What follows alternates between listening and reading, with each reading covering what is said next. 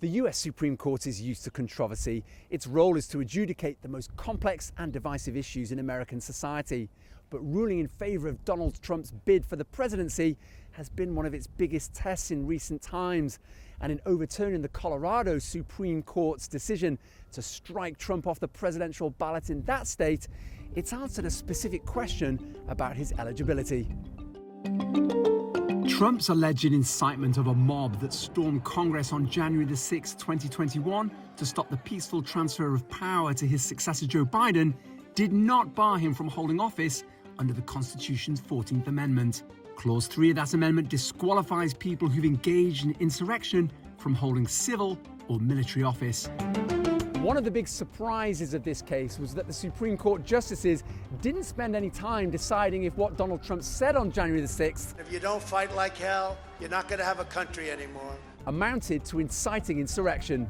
There was much more focus on the wording of Clause 3, and while it mentions senators, congressmen and women, and electors of the president, it doesn't mention the president specifically. That helped Trump's lawyers with their argument that he is not an officer of the United States as described in that clause, a close reading of the Constitution using originalism, a legal theory influential among the court's conservative justices.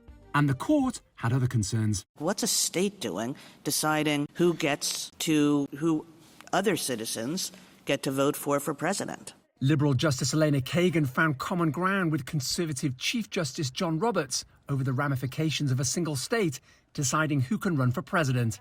A goodly number of states will say, whoever the Democratic candidate is, you're off the ballot, and others, for the Republican candidate, you're off the ballot. And it'll come down to just a handful of states that are going to decide the presidential election. That's a pretty daunting consequence.